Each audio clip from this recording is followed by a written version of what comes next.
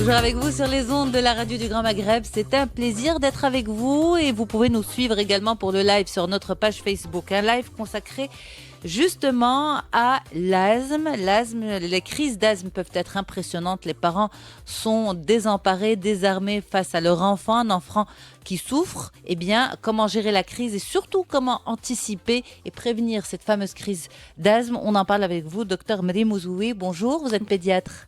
Bonjour Yasmina, je suis pédiatre à Tanger. Exactement, vous êtes installée absolument. Alors, docteur Mriem Ouzoui, l'asthme, d'abord pour expliquer qu'est-ce que c'est aux parents, est-ce que c'est une maladie, est-ce que c'est considéré comme une pathologie ou comment vous définissez l'asthme?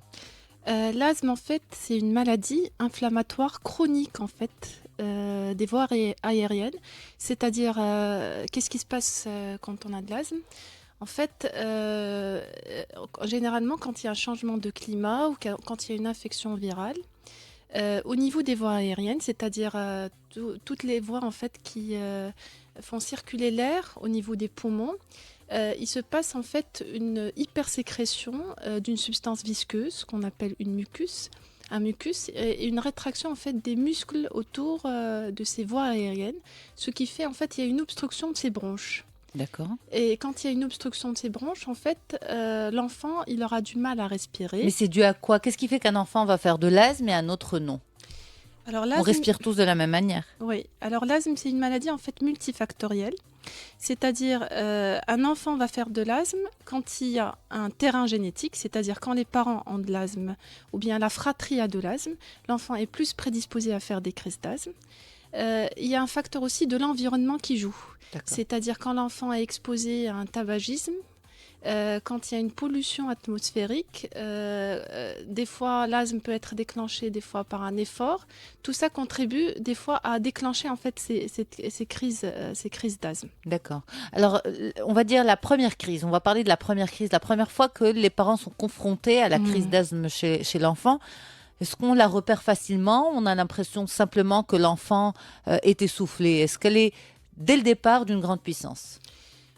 Comment savoir que votre enfant a de l'asthme? En fait, je vais parler de deux choses. Il y a l'asthme du nourrisson, c'est-à-dire de l'enfant de moins de 36 mois. Il y a l'asthme de l'enfant. 36 mois, c'est 3 ans? Oui, c'est 3 ans. Alors, cet enfant, en fait, de moins de 36 mois, il peut faire ce qu'on appelle une bronchiolite. Une bronchiolite, c'est une infection en fait virale des bronches, c'est-à-dire au début, c'est un enfant qui vient, qui siffle, qui a du mal à respirer, qui est gêné, qui est très encombré.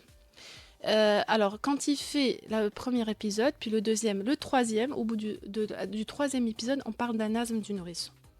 Chez un enfant après 3 épisodes de bronchiolite. Sévère ou quel que soit? Non, quel que soit l'épisode. Et même si les parents les parents ne sont pas allergiques, même s'il n'y a pas un terrain d'atopie, on parle d'un asthme du nourrisson. D'accord.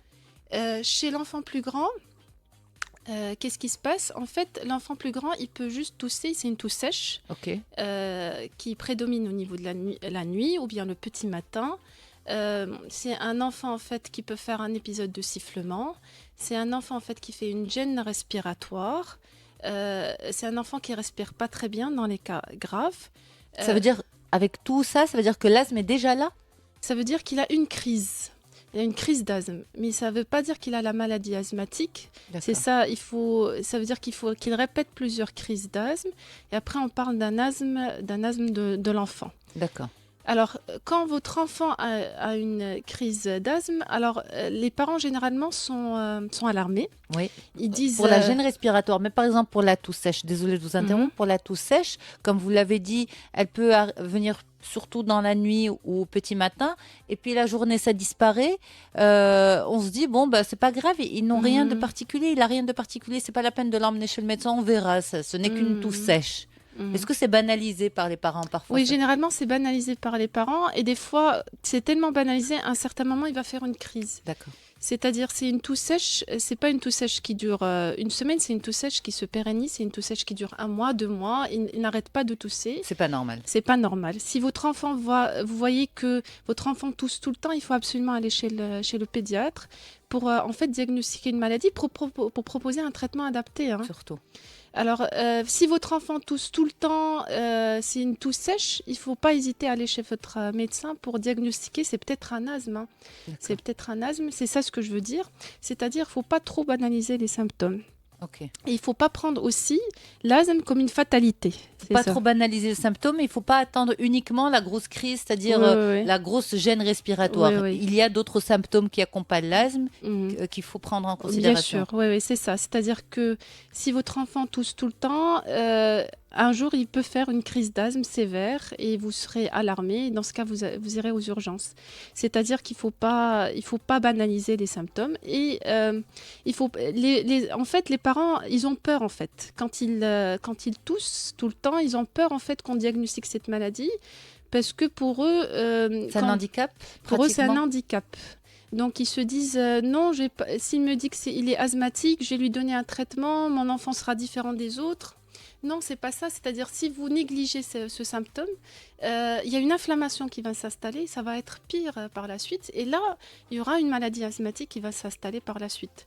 Donc, les traitements qu'on propose, c'est des traitements en fait pour qu'il ait une vie tout à fait normale, puis pour que ça ne limite pas son activité physique. C'est ça ce qu'il faut dire.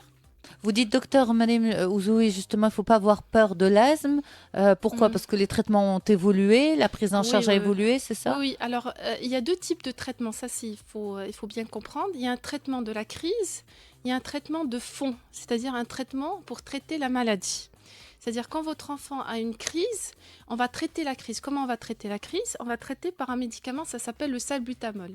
Alors le salbutamol, c'est des aérosols. Comme j'ai expliqué, comme il y a une obstruction des bronches, alors il faut en fait des aérosols pour permettre une dilatation des bronches. C'est-à-dire les médicaments ne servent à rien. Des sirops, en fait les parents disent non, donnez-moi un sirop, ne donnez pas d'aérosol, alors que les sirops ne servent à rien. Alors, pour agir au niveau des poumons, il faut en fait des aérosols pour dilater ces bronches. Donc, on propose en fait le salbutamol. C'est des aérosols pour dilater en fait ces bronches, pour soulager l'enfant. Okay. Donc, c'est un traitement, ça c'est le traitement de la crise. Alors, est-ce qu'il y a un traitement, on va dire, de fond oui, parce que c'est une maladie chronique. Oui. Alors, quand ça se répète, ça veut dire qu'il y a une inflammation qui s'installe au niveau des bronches. Donc, c'est là où on propose un traitement de fond pour que votre enfant, exactement, ne fasse pas des crises à répétition. Alors, les parents, ou les gens, de façon générale, ont peur des traitements, justement, sur le long terme, parce on sait que, bon, un médicament est là pour traiter une maladie, mais ça reste un médicament et ça reste des produits chimiques consommés par un organisme qui peuvent aller sur faire des dégâts ailleurs. Donc on a peur pour les reins, on a peur pour le foie, on a peur pour les autres organes des enfants. Est-ce que c'est justifié selon vous ?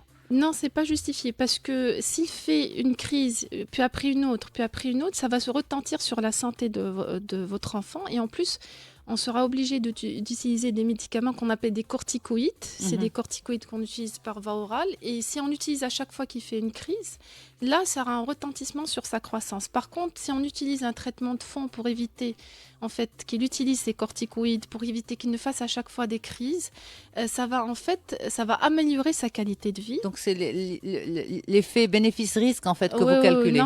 Oui, l'effet bénéfice-risque, c'est très important. Ça va améliorer sa qualité de vie. Il ne faut pas dire qu'il va l'utiliser tout le temps, ce traitement de fond.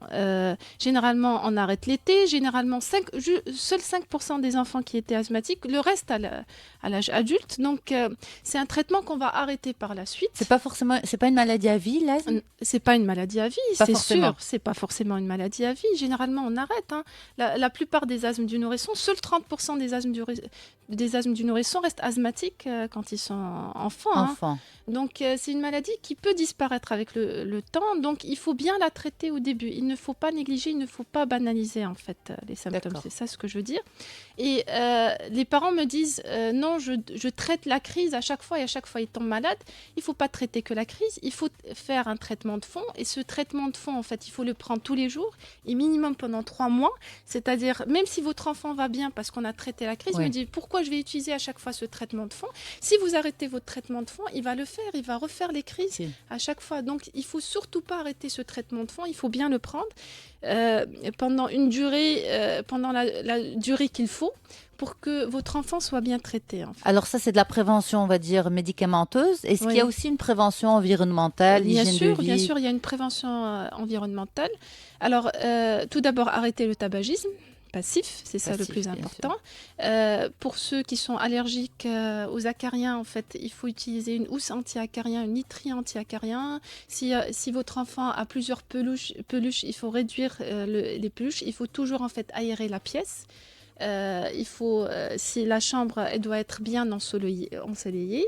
Alors, sinon, bien sûr, il faut faire la prévention contre les infections virales.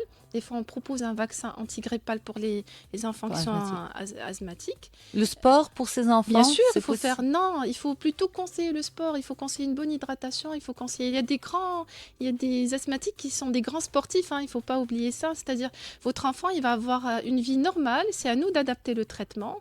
Ça ne limitera pas son activité physique. C'est ça ce que je veux dire. En tout cas, vos messages sont rassurants pour les parents.